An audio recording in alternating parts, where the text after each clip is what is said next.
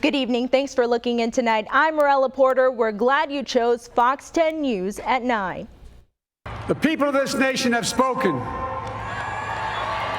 They've delivered us a clear victory, a convincing victory, a victory for we the people. The road ahead will not be easy, but America is ready, and so are Joe and I. After more than a year of campaigning and billions of dollars spent, Fox News has projected Joe Biden as the winner of the 2020 presidential election. Fox News correspondent Caroline Shively has more from Biden campaign headquarters in Wilmington, Delaware. It is the end of a long road for Joe Biden. The former senator and vice president is now president-elect of the United States. We've won with the most votes ever cast on a presidential ticket in the history of the nation. 4 days after the election, the Fox News decision desk projecting narrow wins for Joe Biden in Pennsylvania and Nevada, giving him enough electoral votes to take the White House. Biden claiming victory on Saturday night, telling hundreds of supporters here at the Chase Center he wants to reach out to Trump supporters with a conciliatory message, emphasizing the need to restore civility to American politics. I pledge to be a president who seeks not to divide, but unify. Who doesn't see red states and blue states, only sees the United States. But the votes aren't certified yet. And with counting still ongoing in almost every swing state, the president says he has no plans to concede, tweeting in part, quote, "I won the election, got 71 million legal votes. Bad things happened which our observers were not allowed to see. Never happened before." But most experts say there's been no evidence of widespread fraud in this election. Our American system works. It works beautifully. The voice of the people always prevails. Sources tell Fox News if the president's legal challenges fail, he will concede and will work on a peaceful transfer of power. In Wilmington, Delaware, Caroline Shively, Fox 10 News. It's been a bittersweet week, but today is a different day. Today, my friend of 40 years, Joe Biden, achieves his dream and the dream that I've had for him for 40 years. I met Joe in law school. You all know that. We've been friends ever since. I've been with him every step of the way. He escorted me down when I was sworn in as a United States Senator, and I am so honored.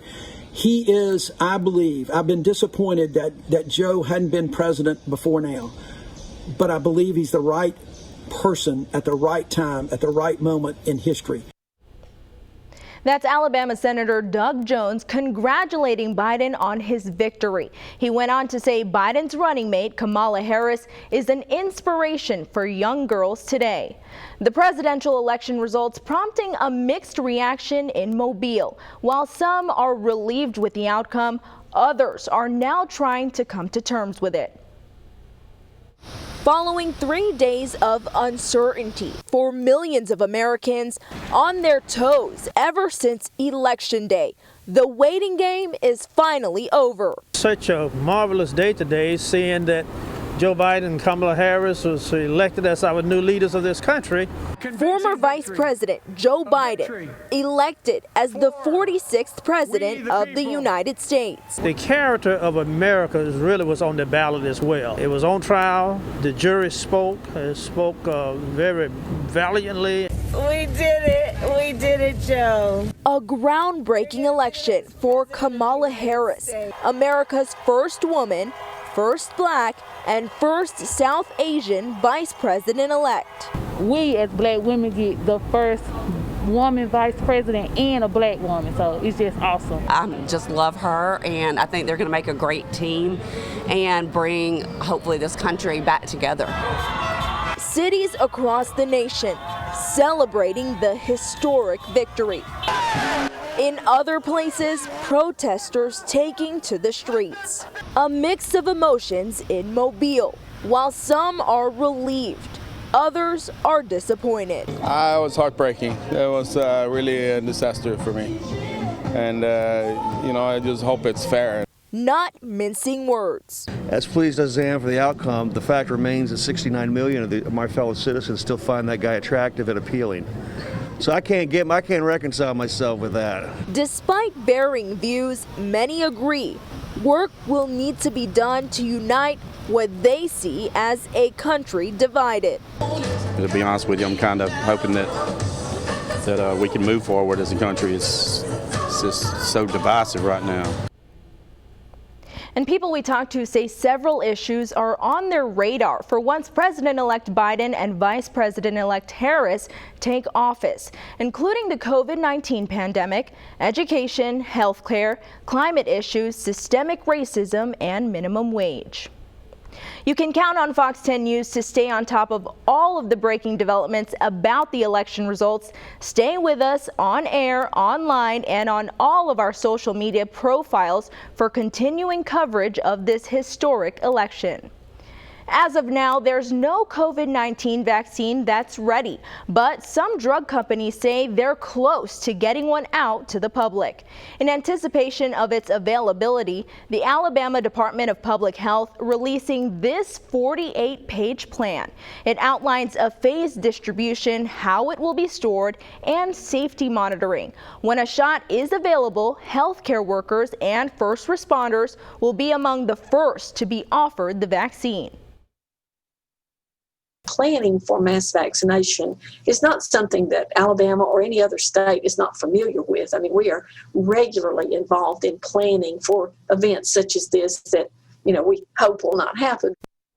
There are nearly a dozen vaccines that are in the final phase of testing, but before any can be approved in the U.S., the FDA says data must show it protects at least 50% of those who get it. The vaccine would be free when it's available. There's a lot to this plan. If you want to read it, it's on our website. And many people want to know what impact COVID-19 will have on Mardi Gras. Some organizations like the Polka Dots and Stripers have canceled the festivities, while others tell Fox 10 News the good times will roll, just very differently.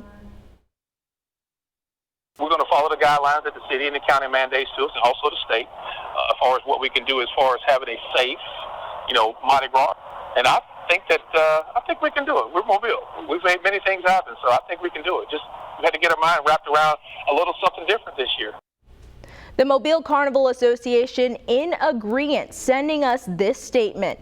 Most Mardi Gras organizations are forging ahead with their plans. It is still too soon to determine how Carnival will unfold this year, and the look and feel of Mardi Gras celebrations will probably be different from previous years.